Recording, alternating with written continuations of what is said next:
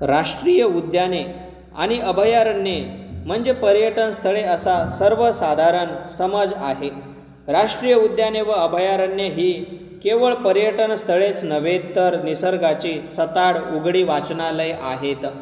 या स्थळांबाबत सर्वसामान्यांचा असा समज आहे की त्यांना भेट देतेवेळी सुरुवातीलाच वाघाने त्यांचे स्वागत करावे, मोराने डौलदार पिसारा फुलवून त्यांना दर्शन द्यावे, हरणांनी बागडून दाखवावे, पक्ष्यांनी मंजूळ आवाजात गुंजन करून त्यांचे स्वागत करावे इत्यादी. हे सर्व प्राणी पक्षी अभयारण्य आणि राष्ट्रीय उद्यानात मुक्तपणे संचार करत असतात, पण त्यांना पाहण्यासाठी वनात हिंडणे व त्यांच्या सवयींचा जवळून अभ्यास करणे आवश्यक आहेत. महाराष्ट्र राज्यातील विस्तृत भूभागावर विखुरलेली मौल्यवान आणि विविध प्रकारची वनश्री आणि वनसंपदा म्हणजे निसर्गाने मानवाला दिलेले वरदानच होय. हवामान भेद आणि ठिकठिकाणाच्या मातीचे वेगळ्या गुणधर्मानुसार येथे तऱ्हेतऱ्हेचे वृक्ष व वनस्पती आढळतात. विशेषतः विदर्भातील जंगले या दृष्टीने उत्तम प्रकारे राखलेली आहेत.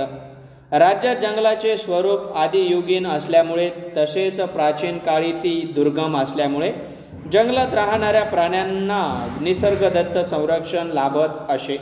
परंतु 20व्या शतकाच्या आरंभापासून या संरक्षित व संपन्न वनसंपदेवर व प्राणीसंपदेवर कठोर आक्रमण होऊ लागले.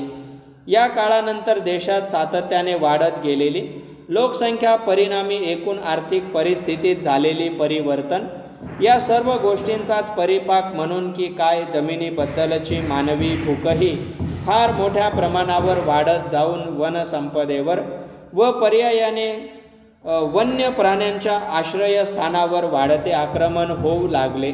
मोठ्या प्रमाणावरील प्रदूषण, सुधारित दळणवळण व्यवस्था, विशेषतः अत्याधुनिक जीप किंवा तत्सम वाहनांचा सार्वत्रिक संचार, डोळे टिपवून टाकणारे प्रकाशझोत, अतिवेगवान रायफल्स, लांब पल्ल्याची अस्त्रे आणि वन्य प्राण्यांपासून बनविलेल्या वस्तूंचा व्यापार इत्यादी गोष्टी वन्य प्राण्यांच्या विनाशास कारणीभूत ठरल्या आहेत.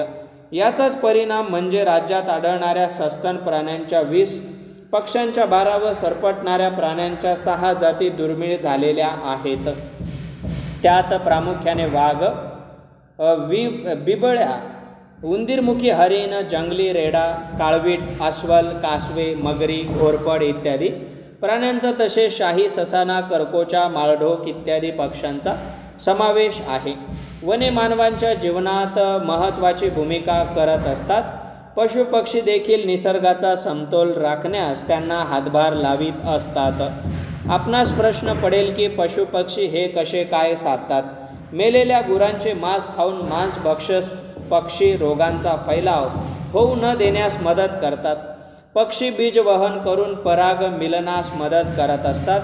गाय बगळे जनावरांच्या अंगावरील कीड खाऊन रोगांचा प्रसार होऊ न देण्यास मदत करत असतात. साप शेतातील उंदीर, घुशी खाऊन आपल्या शेताचे रक्षण करतात. तर मांसभक्षक प्राणी हरिण, ससे खाऊन आपला उदरनिर्वाह करतात. पण हरिण, ससे इत्यादी प्राण्यांची संख्या आटोक्यात राखण्यास मदत करतात.